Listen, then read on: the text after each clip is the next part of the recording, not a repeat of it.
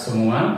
Perkenalkan, nama saya Jamal S. Kominkom, NIDN 11.02.05.7401. Saat ini saya bekerja sebagai dosen tetap program studi informatika Fakultas Ilmu Komputer Universitas Mulia Balikpapan. Izinkan saya pada kesempatan ini untuk memaparkan pernyataan diri dosen dalam unjuk kerja Tridharma Perguruan Tinggi atau disingkat PDD UKPT PT bidang pengajaran sebagai salah satu syarat mengikuti sertifikasi dosen. Dalam mengajar, saya selalu menerapkan 3 komponen utama, yaitu DIA, Delivery, Interaction, Assessment. Pada pemaparan kali ini, saya akan menjelaskan bagaimana saya menerapkan 3 komponen utama tersebut dalam pembelajaran. Berikut ini adalah outline pemaparan yang saya akan sampaikan. Pada komponen D, saya akan menjelaskan 1. Deskripsi mata kuliah, 2. Capaian pembelajaran mata kuliah, 3. Materi pembelajaran, 4. Metode pembelajaran. Untuk komponen interaction, saya akan menjelaskan bagaimana strategi pembelajaran interaktif guna meningkatkan interaksi antara dosen dengan mahasiswa dalam proses pembelajaran. Untuk komponen assessment, saya akan menjelaskan sistem penilaian mata kuliah pada salah satu mata kuliah yang saya ampu, yaitu sistem manajemen basis data lanjut. Yang terakhir, saya akan menayangkan rekaman video proses pembelajaran tatap muka.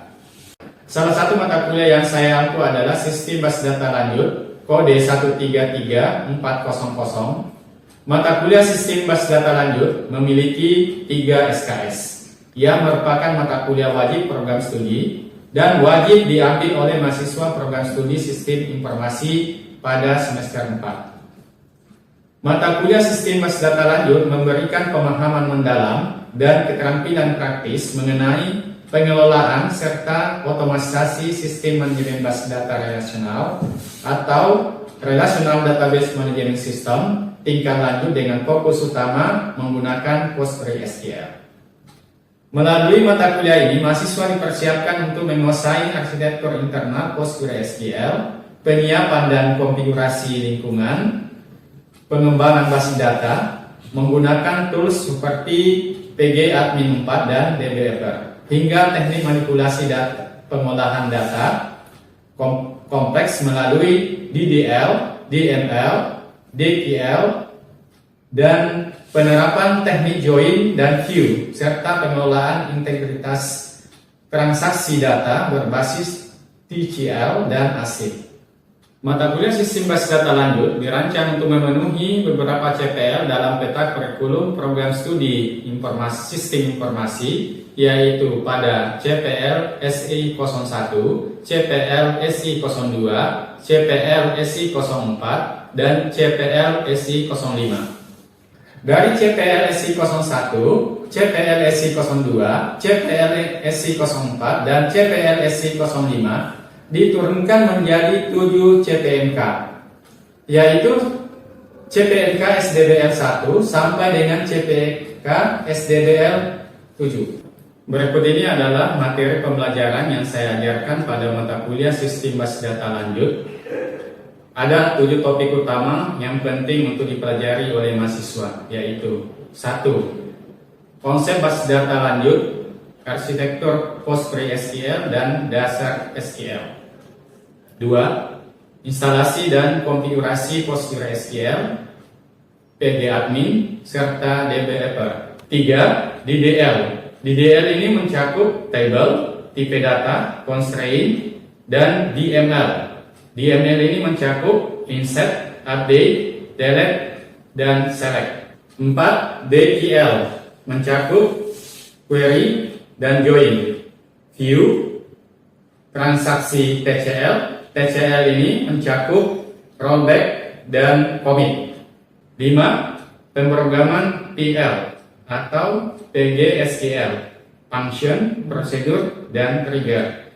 6. Manajemen user, role, dan access. Access ini mencakup grant dan revoke. 7. rancangan Entity Relationship Design, implementasi basis data, pengujian, dan presentasi.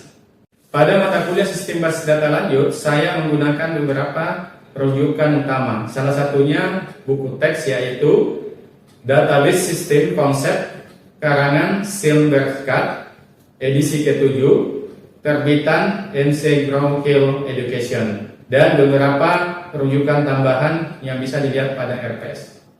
Metode pembelajaran yang saya gunakan pada pembelajaran mata kuliah Sistem Basis Data Lanjut ada 3 metode, yaitu Project Based Learning atau disingkat PJBL, tutorial, dan demonstrasi. Pada mata kuliah Sistem Manajemen Basis Data Lanjut, penyampaian materi dibagi 16 kali pertemuan, termasuk kuis, tugas, UTS, UAS, atau proyek sesuai dengan RPS. Pemberian materi dibagi atas 2, yaitu sinkron dan asinkron.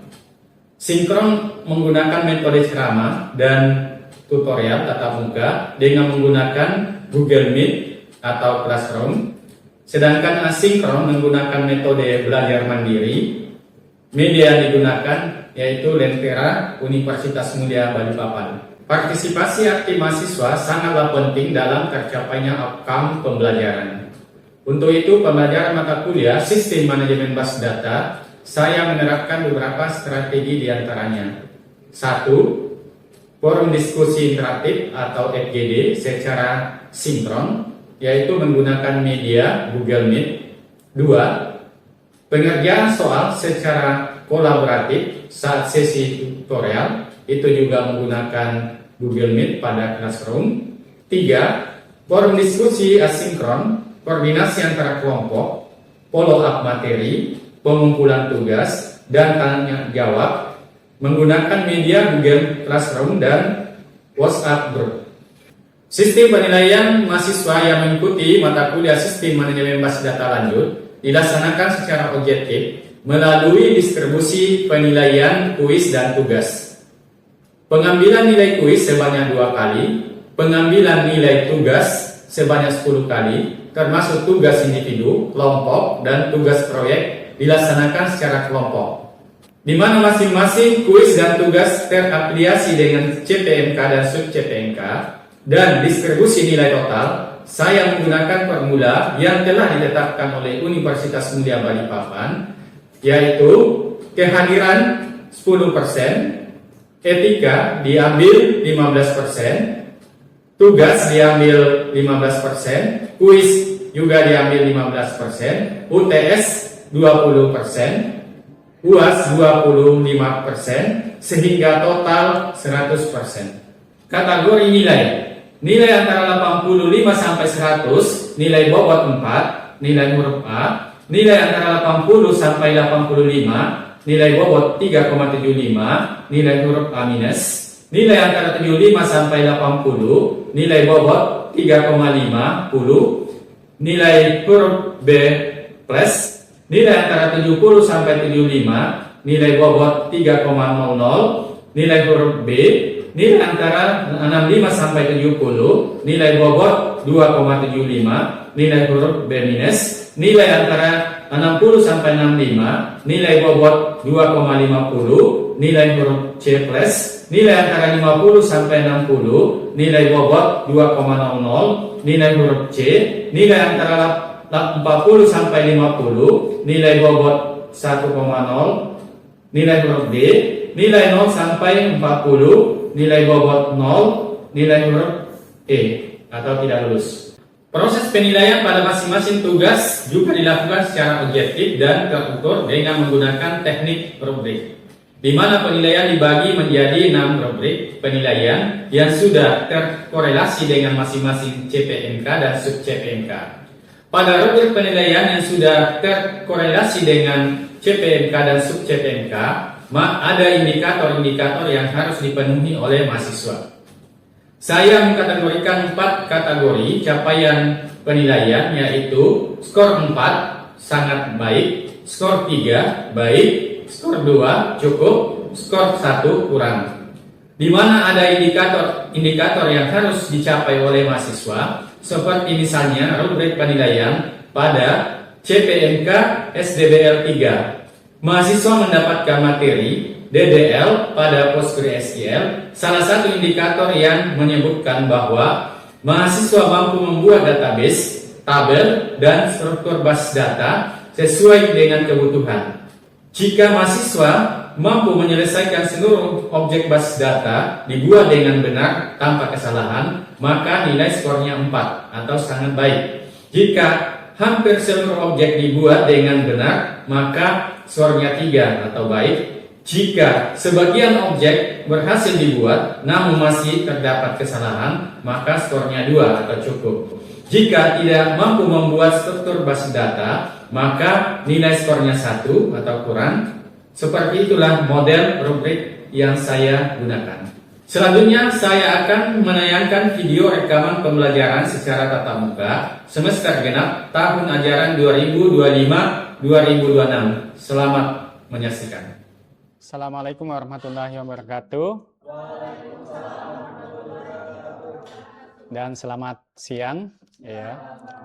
Pada siang hari ini kita lanjutkan materi kita, mata kuliah Sistem Basis Data Lanjut, ya, pertemuan keempat.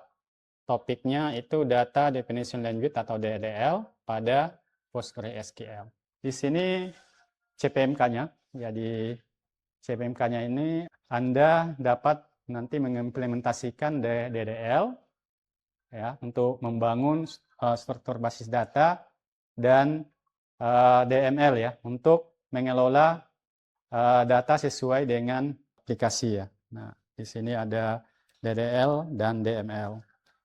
Untuk pertemuan ini kita fokus ke DML-nya. Nah, ini sub CPMK-nya, yaitu Anda diharapkan dapat mengimplementasikan, ya, DDL untuk membangun struktur basis data pada PostgreSQL. Jadi nanti yang implementasinya kita nanti akan menggunakan PostgreSQL, ya, atau tepatnya itu PGAdmin, ya. Kemudian ini indikator, ya, indikator pada perkuliahan ini setelah nanti belajar tentunya Anda bisa membuat database, ya. Setelah membuat database, Anda dilanjutkan dengan membuat tabel, ya. Kemudian di dalam membuat tabel tentunya harus menentukan tipe data, ya, tipe data dan constraint, ya. Kemudian di akhir juga pada saat Anda membuat tabel bisa mengubah, ya, mengubah struktur tabel kalau ada yang tabelnya tidak sesuai, ya. Kemudian pada pertemuan sebelumnya, mungkin di sini ada yang bisa menjawab apa itu DDL? Oh ya, silakan Rahmat, ya. Menurut saya DDL itu data definition language, Pak. Ya. Itu seperti pembuatan struktur yang mulai dari create database, terus alter, terus juga mungkin itu tentang pembuatan struktur database, ya, Pak. Oke, baik, ya. Benar, ya, apa yang disampaikan oleh Rahmat, ya. Untuk detailnya bisa dilihat di sini bahwa DDL itu adalah sekumpulan, ya, perintah yang digunakan untuk mendefinisikan, mengubah, serta menghapus skema, ya, atau struktur, ya, tadi, ya. Struktur objek dalam database. Nah, objek dalam database ini bisa berarti scheme, bisa database, bisa tabel, ya, atau view. Nah, kalau DDL itu berbeda dengan DML, ya. Ya, kalau DDL ini dia fokus untuk bekerja untuk mendesain struktur tabelnya. Kalau DML-nya itu fokus nanti mengolah data yang dimasukkan ke dalam tabel. Di dalam PostgreSQL atau PGAdmin 4, ini adalah bagaimana yang pertama sesuai yang kita bahas tadi di dalam database. Langkah pertama dalam membangun sistem adalah membuat wadah database-nya. Di sini ada sintaksnya, ya. Create spasi database. Spasi nanti diikuti dengan nama database-nya, kemudian titik koma. Nah, di sini ada catatan penting di dalam membuat database, yaitu gunakan format penulisan, ya, huruf kecil semua. Kalau 2 suku kata nanti gunakan underscore, ya.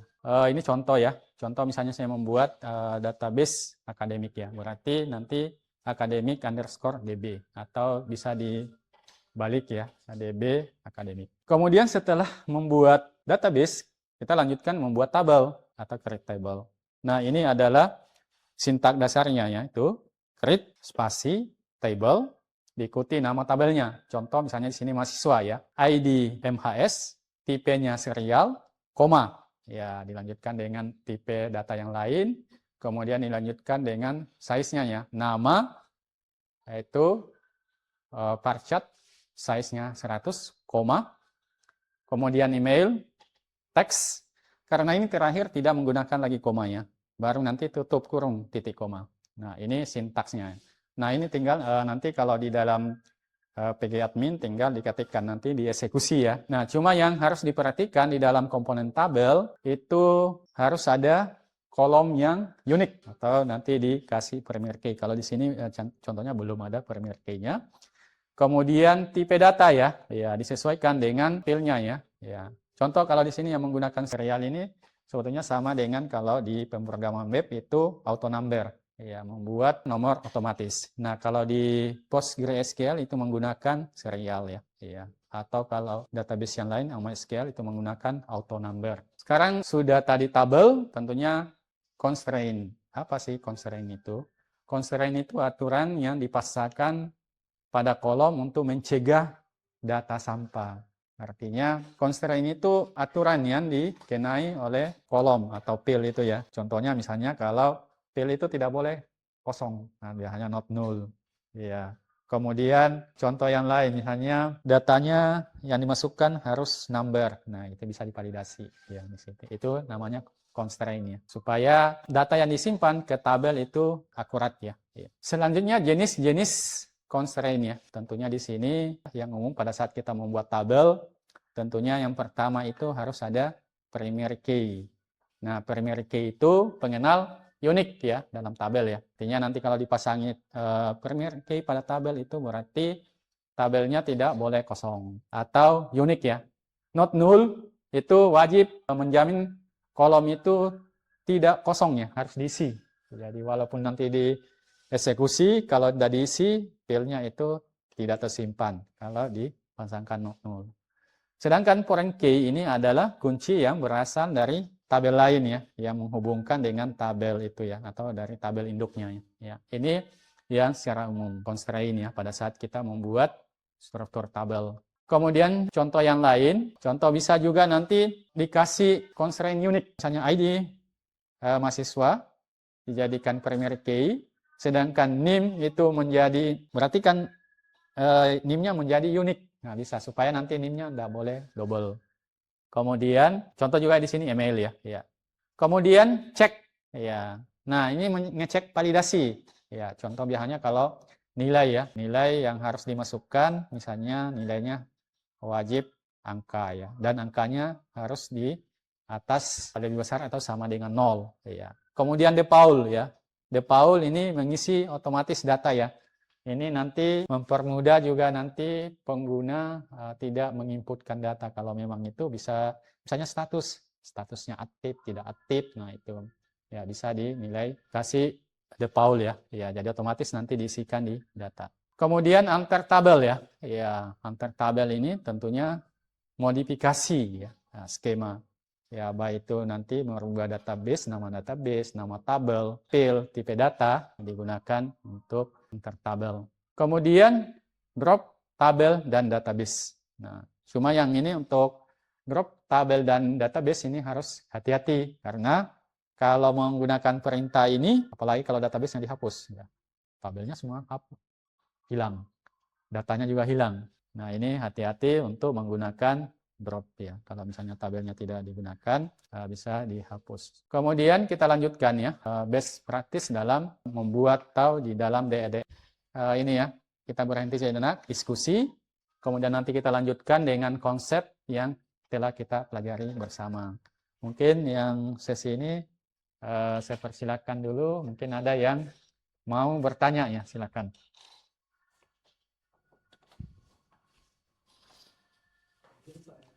Oh ya, ada. Silakan, Rahmat ya, tanya. Dalam pembuatan tabel kan terdapat relasi kan Pak. Yang pertama itu ada tadi itu primary key, null, dan foreign key. Nah, ketiganya itu apa sih itu Pak? Fungsinya apa? Iya, Kalau misalnya kita mau pakai primary key itu apa nantinya jadinya? iya, Kalau iya. pakai null apa? Kalau Iya, misalnya pakai satunya lagi tuh foreign key apa? iya, oke. Baik ya, Rahmat ya. Soalnya tadi sudah saya jelaskan di awal ya, mungkin Oh ya, kurang mungkin ya, bisa. kurang jelas ya. Nah, yang pertama itu primary key. Nah, primary key itu sangat penting di dalam suatu tabel ya. Dan bahkan setiap tabel itu wajib memiliki primary key. Supaya nanti tabelnya, datanya bisa tidak terjadi duplikasi data ya. Kemudian bisa juga nanti digunakan untuk menghubungkan dengan tabel yang lain. Yang pertama ya, primary key-nya. Kemudian unique. Ya. Nah, unique juga kalau kan biasanya kalau kita tabel itu kita tentukan dulu primary key-nya ya. Nah, ternyata di file lain masih ada yang harus unik. Nah, itu bisa dibuatkan di belakangnya ditambah. Misalnya kalau kita membuat sebuah tabel ya, namanya mahasiswa. Kemudian ada ID mahasiswa. Nah, itu kita misalnya kita jadikan primary key. Kemudian NIM, nah, NIM itu bisa nanti dijadikan unik. Ya, jadi NIM-nya tidak boleh ada yang sama dengan mahasiswa yang lain. Ya. Sedangkan yang ketiga, foreign key ya. Ya, foreign key atau istilahnya kunci tamu. Nah, kunci tamu ini adalah sebetulnya kunci yang berasal dari tabel lain yang saling berelasi ya. Artinya apa? Di tabel induknya dia sebagai primary key, tapi di tabel lainnya itu sebagai kunci tamu atau penghubung ya. Ya, itu namanya juga foreign key ya. Ya. Nah, itu ya. Mungkin jelas? Jelas. Oke, baik. Baik, kita lanjutkan ya. Ya. Yang pertama kita masuk ke ini ya. Analisis pertama. Pertanyaannya, menurut Anda mengapa sebuah tabel itu mutlak memiliki primary key? Walaupun tadi sudah saya jelaskan ya. Ya, tapi tidak apa-apa. Kalau kita ini selanjutkan ya, karena sudah tadi ya. Nah, ini ya. Ya, pembahasannya bahwa tabel itu tanpa primary key kita bisa membedakan dua baris yang datanya isinya identik ya. Kemudian juga digunakan untuk relasi ya. Kunci utama diperlukan agar tabel lain dapat merujuk ke secara konsisten ya, atau dikenal dengan foreign key. Kemudian yang kedua, tantangan kedua, pertanyaannya, jika sebuah tabel tidak memiliki primary key, apa yang terjadi? Ya, silakan. Kalau misalkan sebuah tabel itu nggak memiliki yang terjadi datanya itu nggak bakal bisa dibedakan Pak, karena kemungkinan data untuk identik itu ada pasti. Jadinya data yang satu dan data yang lain itu tidak bisa kita bedakan. Lalu yang kedua adalah tabelnya tidak bisa dihubungkan Pak, karena tidak ada relasi untuk penghubungan itu, yaitu pemilik. Oke, baik, benar ya apa yang disampaikan. Siapa tadi namanya? David ya.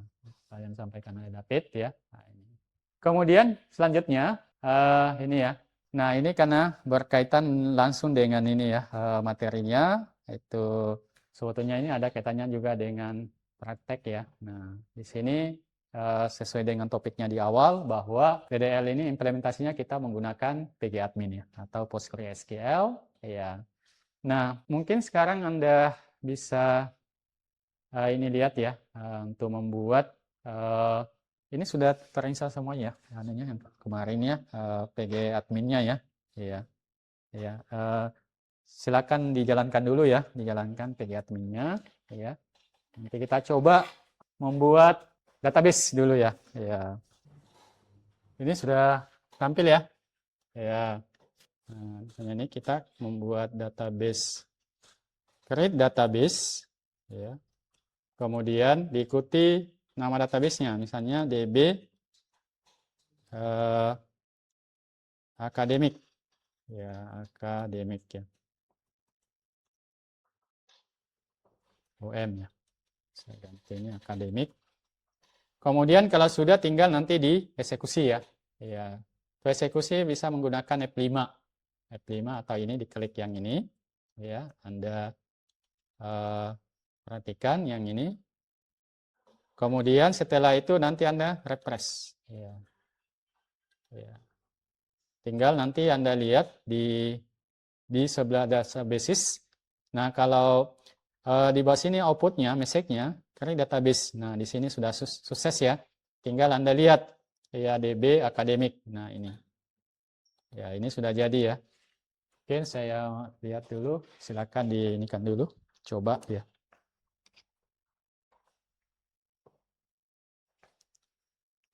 Dilihat dulu. Dibuat ya perintahnya itu create database DB akademik. Ya. Nanti kalau yang sudah jadi langsung ya ditunjukkan ya, yang sudah dieksekusi, kemudian nanti dilihat database-nya. Mungkin ada yang bisa tunjukkan? Sudah Pak. Oke. Coba saya lihat. Itu create database DB akademik. Hasilnya di mana? Coba. Ya, coba dicek di sini, di-refresh di sini ya. Dilihat di scheme.